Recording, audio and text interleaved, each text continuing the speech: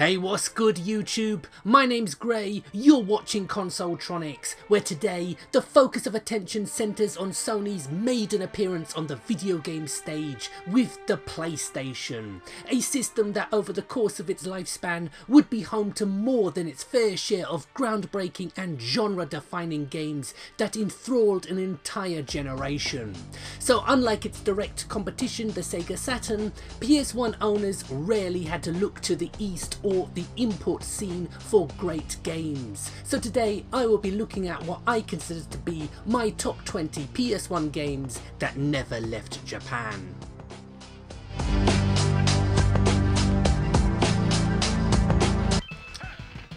What with good old-fashioned scrolling beat-em-ups becoming increasingly harder to come by in the 32-bit era, the fact that Captain Commando here wasn't released in the West, despite the coin-op being a popular fixture in arcade centres the world over, I consider to be a crime against gaming, for which at the time I was willing to drag Capcom to The Hague myself.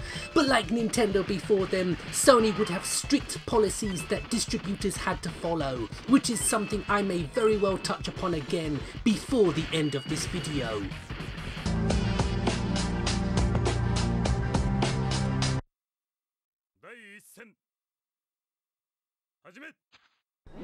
Despite hearing lots of good things about the manga and anime that this is based on, I never really took the time to check it out. But priding myself as something of a 2D fighting game connoisseur, I picked up this excellent example of the craft, and I must say, it didn't disappoint.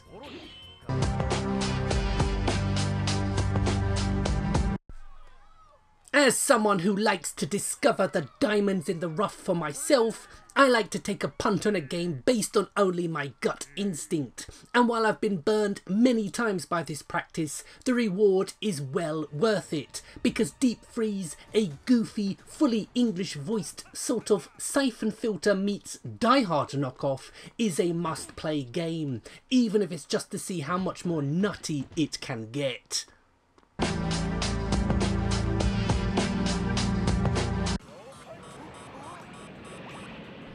Like Samurai Deeper Kyo, I've never watched Macross, but its reputation in the anime world precedes it, and the shameless butchery of earlier episodes into the Americanized Robotech aside, there would be some cracking shoot-em-ups available for fans and or shoot-em-up aficionados like myself.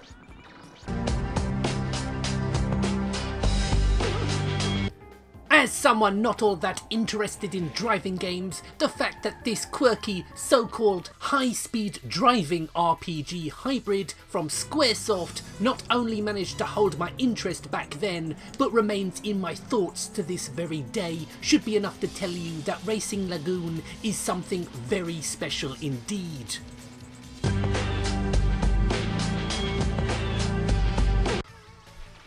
Whatever your thoughts are now on the once all-powerful software house Konami, there is nobody who grew up between the 8 to 32-bit eras who didn't take to their hearts titles ranging from Castlevania to Silent Hill and many more in between.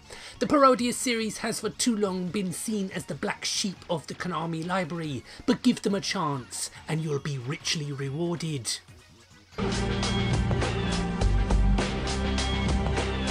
This is the real thing. Earl Grey.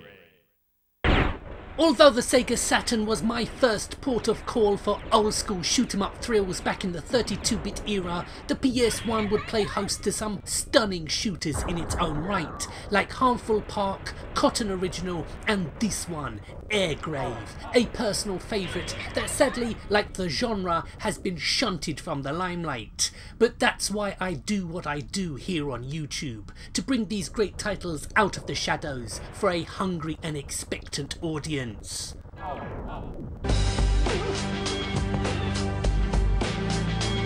There was a time when Western gamers would look on in awe at the imagination and originality that seemed to be the norm in Japan. Sadly, for whatever reason, many gamers today either couldn't care or less, or think that if Japanese games look different to what they're used to, then they must be avoided at all costs. But if you can put aside your prejudices, then there are fantastic accessible games out there like this, just waiting to be discovered.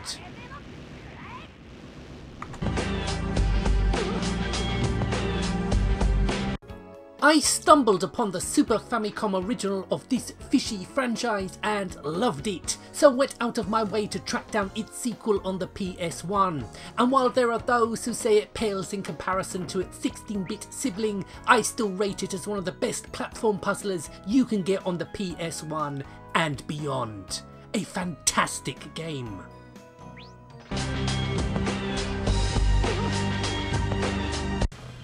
The Ganbare Goemon, or Legend of the Mystical Ninja series, was once a common sight in the West, with titles gracing the SNES and N64, but despite the quality of further games actually getting better, from the PS1 era onwards they would be Japan exclusive. So what are you waiting for? Import this brilliant platform adventure ASAP. You'll thank me for it.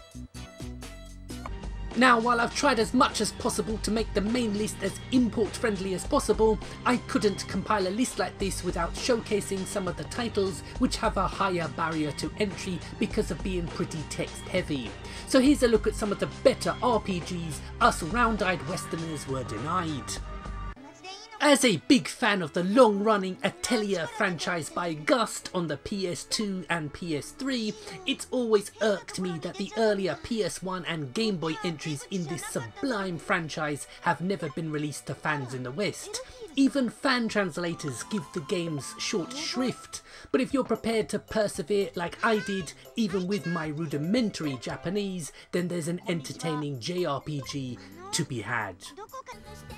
The 90s were something of a golden age for anime. We had Nadia, Secret of Blue Water, Outlaw Star, Cowboy Bebop, and the amazing Neon Genesis Evangelion, amongst many, many others. But hand on heart, one of my personal favourites from that decade would have to be Rurouni Kenshin, aka Samurai X. And while there'd be a few games from this fabulous franchise released, this simple RPG that, despite having in-game graphics that would embarrass the SNES, is still hugely entertaining.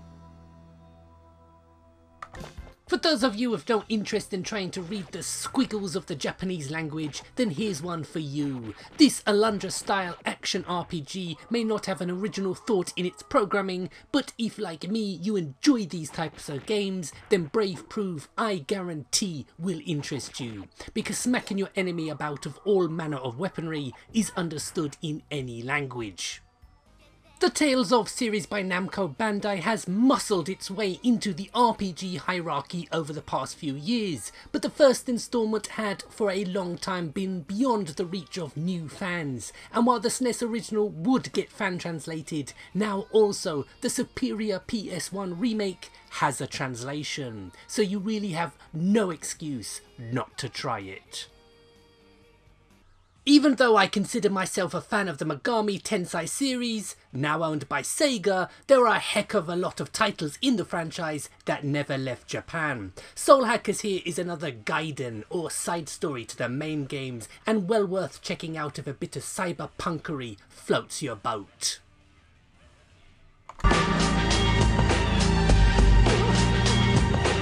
Now's not the place for me to show my Sega colours and tell you that I think the Saturn version of this brilliant 2D Capcom brawler is superior, because regardless of platform, this is simply a must-play title from a studio who just had a knack for these kinds of games. Sadly, it wasn't a sentiment shared by Sony, whose insistence on games that showcased the PlayStation's hardware capabilities meant while we were treated to some technical marvels, sadly it also meant that many equally great 2D titles were simply cast aside.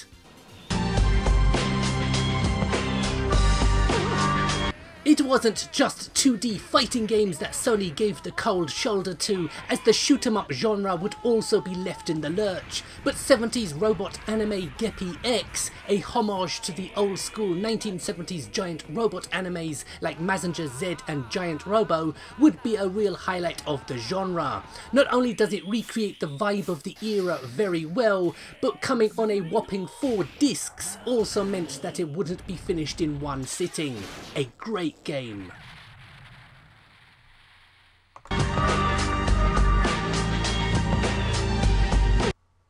It's hard to put into words what I love about this oddball but unbelievably addictive series that I first played on the Dreamcast. This PS1 rendition, which is actually a direct sequel, doesn't make any changes for the sake of it and simply presents a finely tuned, frantic gameplay experience. Top stuff.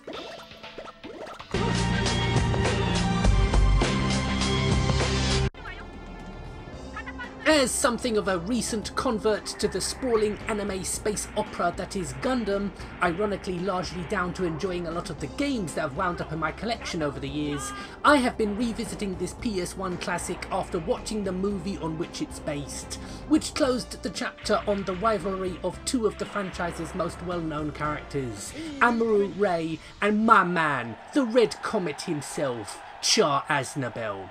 Why can't games based on live action movies be up to this standard? Or is it just the Char custom making it 3 times better to play?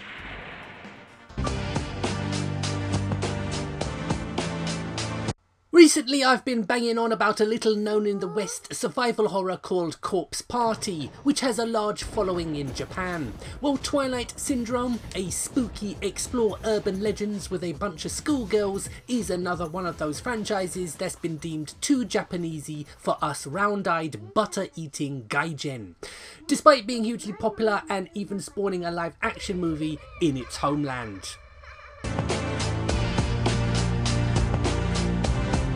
As an old school Sega fanboy, the name Treasure is one in which I hold in high regard as one of the most innovative and consistent developers of their day. And while this weird, almost Paper Mario looking dodgeball style fighting game lives up to the high standards of their previous efforts, the fact that few outside Japan have heard of it and fewer still played it is a sorry state of affairs indeed.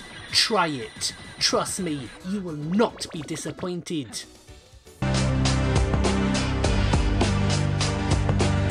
God damn, this game is good. How this title continues to languish in near total obscurity is beyond me. With its jumping from one plane to the next, beat-em-up style, it feels like Sony's answer to Guardian Heroes.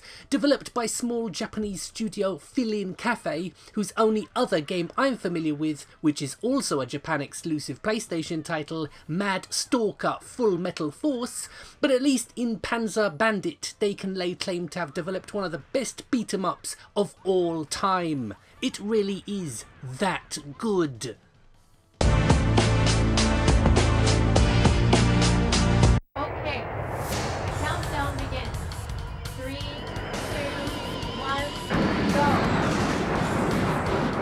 As a jaded, long-in-the-tooth veteran gamer, it takes something very special indeed to reduce me to being as giddy as a schoolgirl, but the Dodonpachi series has, since I first discovered it on the Saturn, been a source of great joy. No matter how much life has ground me down over the years, some bullet hell action, courtesy of Shoot-'em-up Supremo's Cave, always puts a smile back on my face.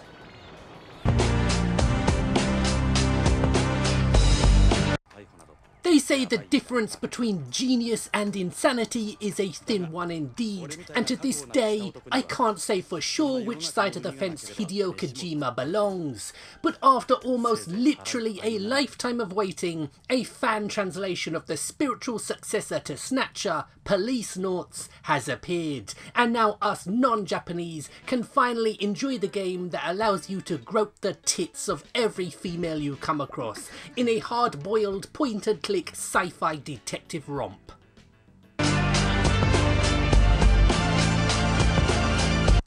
Surprised? Yes folks, I have chosen the old SNK run and gun masterpiece Metal Slug as my top pick. And before you state the bloody obvious, I know that this is Metal Slug X you're watching, which was released in the West, but the footage I originally recorded got corrupted, so needs must.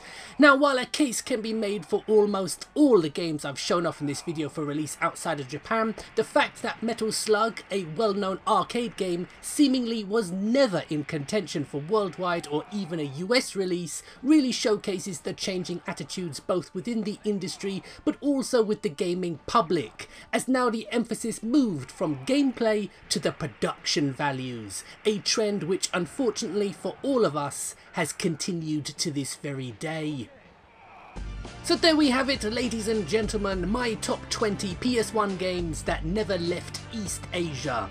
There were quite a lot of quality titles that just failed to make the cut, but truthfully I could have done a top 50 and still had the same problem.